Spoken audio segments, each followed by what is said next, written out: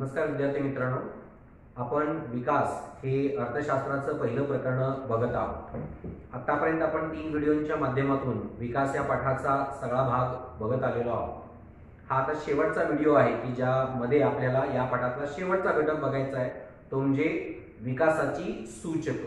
हा एक वेगळा मुद्दा या ठिकाणी सांगितलेला आहे। आपण आता याच्या अगोदर बघितलेलं आहे की विकास कशाच्या अंगावरती किंवा कुठल्या अंगानं तो मोजला जातो, ज्यामध्ये दरडोई आणि राष्ट्रीय उत्पन्न हे त्याच्यामधलं महत्त्वाचं आहे। पण इथे थोडासा वेगळा भाग सांगितलेला आहे की विकासाची सूचक म्हणजे एखादा देश विकसित झाला हा कशाच्या आधारावरती गणला जातो। तर त्याच्यामध्ये 2 गोष्टी सांगितलेल्या आहेत, एक मानवी विकास सूची आणि लिंग संबंधी विकास। पण त्याच्या अगोदर आणखी एक भाग दिलेला आहे, तो म्हणजे दरडोई उत्पन्नाचा। आता दरडोई उत्पन्नाच्या बाबतीत आपण बघितलेला आहे, याच्या अगोदर मी तुम्हाला थोडक्यात तो भाग सांगितलेला आहे की आता दरडोई उत्पन्न कशाला म्हणायचं।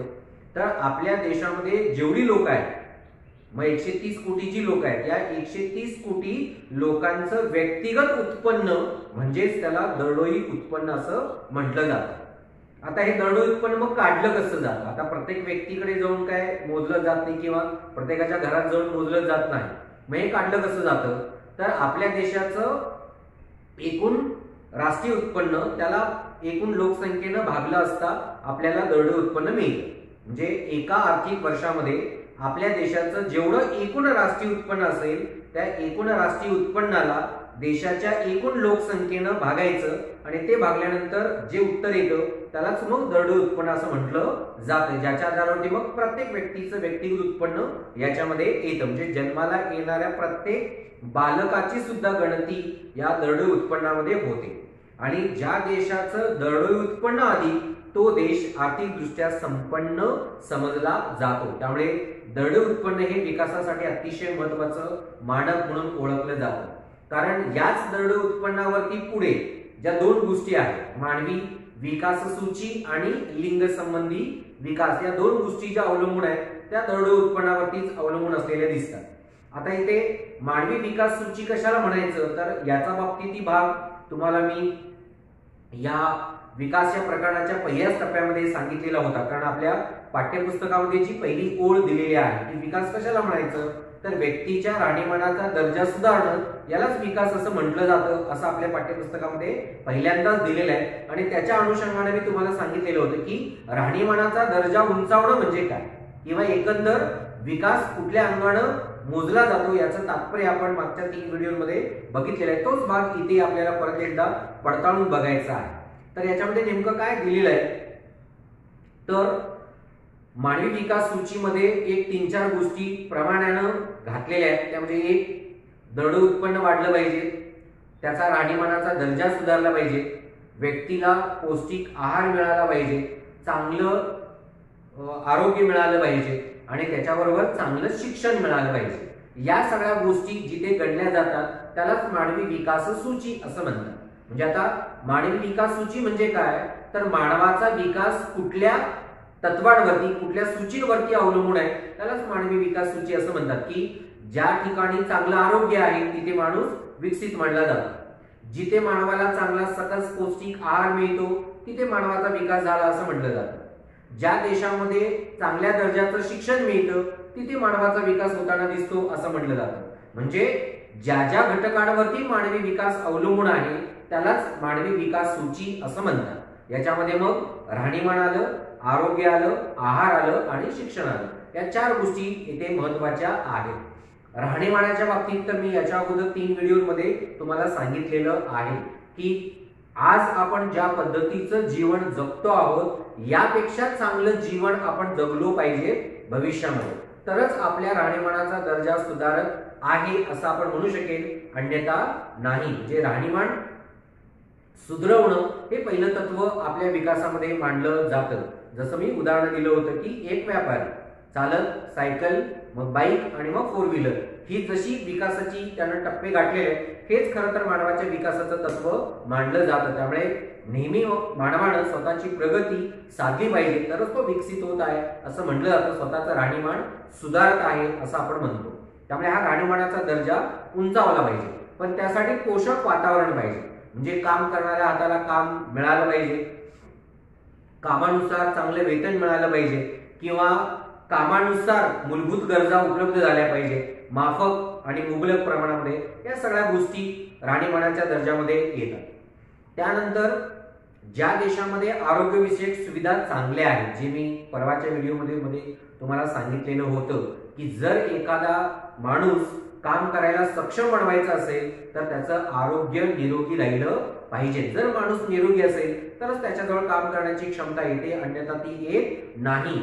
त्यामुळे कारण काय म्हणतो की याला आपण 8वीच्या पुस्तकामध्ये एक संदर्भ दिलेला आहे की मानवी साधन संपत्ती, ज्या देशामध्ये मानवी साधन संपत्ती चांगली तो देश विकसित. मग मानवी साधन संपत्ती म्हणजे काय? सशक्त निरोगी माणूस, यालाच मानवी साधन संपत्ती असं म्हणतो. जसं भारताकडे आज जगाचं लक्ष आहे, याचं कारण का? भारतामध्ये तरुणांची संख्या जास्त आणि म्हणून भारत कमीत कमी कालावधीमध्ये मोठ्या प्रमाणावर विकास साधताना आपल्याला दिसतो. याचं ते सगळ्यात मोठं तत्व आपल्याला आहे. त्यामुळे तिथे आरोग्यविषयक सुविधा चांगल्या असल्या पाहिजे. आरोग्य निरोगी राहायचं असेल तर सकस पौष्टिक आहार आपल्याला मिळाला पाहिजे. म्हणजे आपल्या आहारामधून सगळी जीवनसत्व मिळतील असा आपण पौष्टिक आहार घेतला पाहिजे. त्यामुळे ते एक तत्व इथे आपल्याला बघायला मिळतं की सकस आणि पौष्टिक आहार मिळाला पाहिजे, तरच आपलं आरोग्य निरोगी राहू शकतं. तेही इथे मानवी विकास सूचीमध्ये सांगितलेलं आहे. त्यानंतर पुढचा भाग आहे तो म्हणजे शिक्षण. नुसतं लिहायला वाचायला आलं म्हणजे शिक्षण नाही, तर उत्तम दर्जाचं शिक्षण मिळालं पाहिजे. ज्या शिक्षणाच्या माध्यमातून मानवाचा सर्वांगीण विकास साधता आला पाहिजे, त्याच्या बुद्धिमत्तेचा विकास झाला पाहिजे, त्याच्या सगळ्या शारीरिक गोष्टींचा विकास झाला पाहिजे, त्यालाच आपण शिक्षण असं म्हणतो. जसं मी परवाही सांगितलेलं होतं की शाळा म्हणजे नुसती 4 भिंती असून कामा नाहीये, तर तिथे मानवाच्या बुद्धिमत्तेला अनुरूप सगळ्या गोष्टी तिथे असल्या पाहिजेत. म्हणजे ग्रंथालय असलं पाहिजे, खेळाचं मैदान असलं पाहिजे, प्रयोगशाळा असली पाहिजे, म्हणजे मूल्याधिष्ठित शिक्षण तिथे मिळालं पाहिजेत. आणि असं शिक्षण जिथे दिलं जातं तिथेच खऱ्या अर्थानं मानवी विकास साधला जातो. आणि म्हणून या 4 गोष्टींवरती मानवी विकास अवलंबून आहे असं म्हटलेलं आहे. आणि याच्याबरोबरच मग उत्पन्नाचा भाग सुद्धा येतो की मानवाचं उत्पन्न कसं वाढेल, ते कसं वाढवता येऊ शकेल, याच्यासाठी सुद्धा अनुकूल वातावरण निर्माण करून आपण दिलं पाहिजेत. आणि ते केंद्र सरकार आणि राज्य सरकार यांची जबाबदारी आहे की मानवी विकास सूचीसाठी किंवा मानवी विकासासाठी उत्पन्नाचा मार्ग कोणता असू शकेल आणि तो आपण कशा पद्धतीने विकसित केला पाहिजे, हे प्रत्येक राज्य सरकार आणि केंद्र सरकार आपापल्या परीने करण्याचा प्रयत्न करतो. यानंतर पुढे दिलेला आहे ते म्हणजे लिंग संबंधी विकास. आता इथे मानवी विकास सूचीमध्ये HDI असा एक संदर्भ आहे, म्हणजे ह्युमन डेव्हलपमेंट इंडिकेटर्स असं त्याला म्हटलेलं आहे की जगाच्या तुलनेमध्ये HDI आपल्या देशाचा कितवा आहे, तर साधारण 187 राष्ट्रांमध्ये भारत 135व्या स्थानावरती आहे. खरं तर हा वाढला पाहिजे, पण आपल्या देशामध्ये अजूनही गरिबी आहे, दारिद्र्य आहे, बेकारी आहे, आरोग्यविषयक असुविधा आपल्याला बघायला मिळतात, ज्याच्यामुळे HDI आपल्या देशातला कमी असलेला आपल्याला दिसून येतो. पण तो वाढवण्यासाठी म्हणजे तो गुणांक वाढवण्यासाठी भारत सरकार प्रयत्न करताना आपल्याला दिसतं. पुढचा मुद्दा आपल्याला बघायचा आहे तो म्हणजे लिंग संबंधी विकास. म्हणजे पुरुष आणि स्त्री यांचा तुलनात्मक दृष्ट्या विकास साधला गेला पाहिजे. मग लिंग संबंधी विकास करत असताना कोणत्या अंगाने तो झाला पाहिजे, तर सामाजिक, आर्थिक, राजकीय आणि शैक्षणिक अशा 4 अंगाने तो विकास साधला गेला पाहिजेत. आणि त्याच्यासाठी म्हणून इथे प्रयत्न केले जात आहेत. कारण आपल्या देशामध्ये स्त्रियांकडे बघण्याचा दृष्टिकोन वेगळा होता प्राचीन कालखंडापासून. त्यामुळे स्त्रियांना फक्त घरकाम किंवा इतर कामांमध्ये गुंतवलेलं आपल्याला बघायला मिळतं. त्यांना सामाजिक, आर्थिक, राजकीय आणि शैक्षणिक अधिकार दिलेले नव्हते. हे साधारण 20व्या शतकापर्यंत आपण बघतो की स्त्रियांना अजूनही समाजामध्ये मानाचा दर्जा दिला जात नाही, त्यांच्या उन्नतीसाठी अनुकूल वातावरण निर्माण करून दिलं जात नाही. पुरुषांप्रमाणे स्वातंत्र्य, समता या गोष्टींचाही अंगीकार त्यांच्यामध्ये केला जात नाही किंवा समान संधी त्यांना दिली जात नाही. जिथे स्वातंत्र्य, समानता किंवा समान संधी दिली जात नाही तोपर्यंत स्त्रियांचा विकास होणं अशक्य आहे. पण आपल्या देशामध्ये लिंग गुणोत्तराच्या प्रमाणामध्ये समान संधी दिली गेली पाहिजे. आणि जर आपण समान संधी दिली तरच देशाचा विकास साधला जाईल, अन्यथा नाही. कारण आपल्या देशाचं एकंदर वातावरण कसं दिसतं, पुरुष प्रधान संस्कृती आहे की ज्याच्यामध्ये राजकीय, शैक्षणिक किंवा इतर सगळ्या क्षेत्रांमध्ये पुरुषांना अधिक संधी दिली जाते, स्त्रियांना संधी दिली जात नव्हती. पण आता मात्र आपण 21व्या शतकामध्ये बघतो की स्त्रियांना सगळ्याच प्रमाणामध्ये समान संधी देण्याचा प्रयत्न आपण करत आहोत, कारण स्त्रियांचा ही समान विकास करत दरडोई उत्पन्नामध्ये स्त्रिया येतात, मग स्त्रियांचंही दरडोई उत्पन्न वाढलं पाहिजे आणि त्याच्यासाठी त्यांनाही समान संधी दिली पाहिजेत। आणि आज आपण बघतो की सगळ्याच क्षेत्रांमध्ये स्त्रियांना सुद्धा समान संधी दिली जात आहे। जिथे लष्करामध्ये स्त्रियांना संधी नव्हती, पण आता लष्करामध्ये सुद्धा सर्व स्त्रियांना संधी दिलेली आहे। आणि काल म्हणजे 6 ऑगस्ट 2020 च्या पेपरमध्ये जर बातमी तुम्ही वाचलात तर काल आपल्या देशातली पहिली महिला सैनिक जी काश्मीर लडाख या ठिकाणी रुजू झालेली आहे।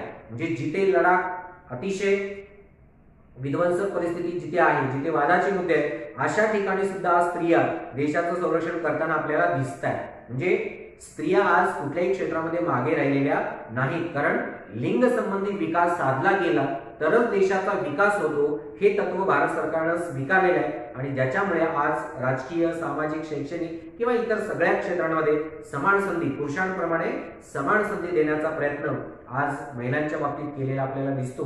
त्यामुळे लिंग गुणोत्तराचा जो विकासाचा दर आहे तो आज आपल्याला वाढलेला बघायला मिळतो। मग आता लिंग संबंधी विकास का डोळ्यासमोर ठेवावा लागेल, तर याच्यामध्ये काही गोष्टी आहेत।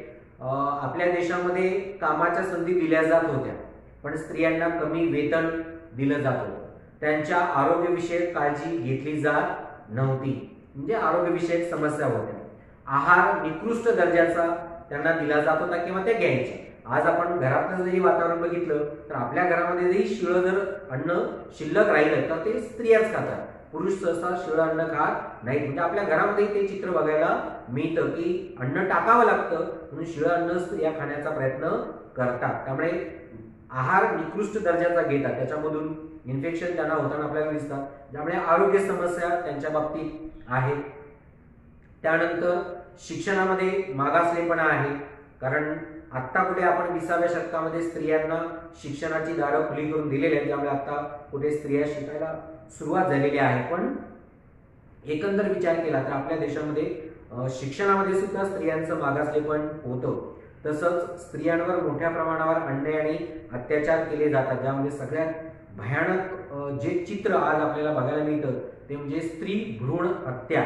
आता ही का वाढली, तर मुलगा हाच वारस असावा असा एक अट्टहास आपल्या देशामध्ये घेतला जातो, त्यामुळे मुलीचा जन्म म्हणजे अपशकुन मानला जातो किंवा मुली जन्मालाच घातल्या जात नाहीत, ज्यामुळे पुरुष आणि स्त्री यांच्यातलं गुणोत्तर प्रमाण हे अतिशय कमी असलेलं आपल्याला दिसतं। पण एका बाजूला ती गंभीर समस्या आपल्या देशामध्ये निर्माण झालेली आहे ती म्हणजे स्त्री भ्रूण हत्या, म्हणजे मातेच्या पोटातच स्त्री अर्भकाला मारलं जातं किंवा जन्म झाल्याबरोबर मारलं जातं, ज्याला बाल हत्या आपण असं म्हणतो। तर या गोष्टी आपल्याला दिसतात, जे एकंदर लिंगसंबंधी विकासाच्या अनुषंगाने जर आपण विचार केला की आपल्या देशामध्ये महिलांचा विकास का होत नाही याची जर कारण विचारली तर त्याच्यामध्ये 3-4 कारणं येतात। त्यामध्ये महिलांना कमी वेतन दिलं जायचं, आहार निकृष्ट दर्जाचा दिला जायचा, त्यांच्या आरोग्यविषयक समस्या होत्या, शिक्षणामध्ये मागासलेपण होतं आणि स्त्री भ्रूण हत्या किंवा स्त्री बाल हत्या अशा समस्या किंवा आपण बघतो की बलात्काराच्या समस्या आज मोठ्या प्रमाणावर वाढत आहेत, स्त्रियांवरती अत्याचार होत आहेत, हुंडाबळीची संख्या आज वाढताना आपल्याला बघायला मिळते। त्यामुळे अशा अनेक समस्या आहेत ज्या स्त्रियांच्या बाबतीत आहेत आणि या सगळ्या समस्या जर बघितल्या तर याचा विचार करता लिंग संबंधी विकास आज आपल्या देशामध्ये होताना दिसत नाही। आणि जोपर्यंत माणसांची म्हणजे पुरुषांची मानसिकता जोपर्यंत बदलत नाही आणि स्त्रियांना समान दर्जा दिला जात नाही तोपर्यंत लिंग संबंधी विकास करणं अशक्य आहे। पण भारत सरकार स्त्रियांचा विकास साधला जावा यासाठी वेगवेगळे मार्ग स्वीकारताना आपल्याला दिसतो, ज्याच्यामध्ये साधारण महिला सबलीकरण साधलं जात आहे, महिला स्वसहाय्य संघाची स्थापना केली जात आहे, महिला बचत गटाची स्थापना केली जात आहे, म्हणजे महिला संघटित व्हाव्या आणि त्या महिला जर संघटित झाल्या तर एकत्र येऊन त्यांनी स्वतःचा रोजगार, स्वतःच्या उत्पन्नाचा मार्ग नव्यानं शोधावा आणि त्या उत्पन्नाच्या मार्गावरती त्यांनी स्वतःचं जीवन यापन करावं यासाठी महिला स्वसहाय्य संघाची आज आपल्या देशामध्ये स्थापना केली जात आहे। आज प्रत्येक खेड्यामध्ये महिला सबलीकरणासाठी म्हणून महिला बचत गटांची स्थापना केली जात आहे, महिलांचे वेगवेगळे गट निर्माण केले जात आहेत, त्यांना रोजगाराचं प्रशिक्षण दिलं जातं, सरकारकडून भांडवलाचा पुरवठा केला जातो। अशा अनेक गोष्टी आज महिला स्वतःच्या पायावरती उभं राहाव्या यासाठी, ज्याला आपण महिला सबलीकरण असं म्हणतो, त्यांचं बळकटीकरण करावं यासाठी प्रयत्न करताना आपल्याला दिसतं आणि हाच महिला सबलीकरणाचा एक मुद्दा लिंग संबंधी विकासाच्या अनुषंगाने अतिशय महत्त्वाचा आहे, पण महिला सबलीकरणाचा मुद्दा मात्र अनेक प्रकरणांमध्ये आलेला आहे. म्हणजे आपण राज्यशास्त्रामध्ये सुद्धा बघितलेलं आहे, इतिहासामध्ये सुद्धा शेवटच्या प्रकरणामध्ये आपल्याला बघायचं आहे, भूगोलमध्ये सुद्धा लोकसंख्या नावाचं जे प्रकरण आहे त्याच्यामध्ये सुद्धा परत महिला सबलीकरणाचा मुद्दा आपल्याला दिसतो. त्यामुळे अनेक प्रकरणामध्ये या गोष्टी दिलेल्या आहेत. फक्त एवढंच एक लक्षात ठेवायचं आहे की महिलांना समान संधी मिळावी, महिलांचा समान दर्जा प्रस्थापित व्हावा, त्यांना विकासाच्या संधी मिळाव्या, महिला स्वतःच्या पायावरती उभं राहाव्या, यासाठी म्हणून महिला स्वसहाय्य संघ किंवा महिला बचत गटाची स्थापना करून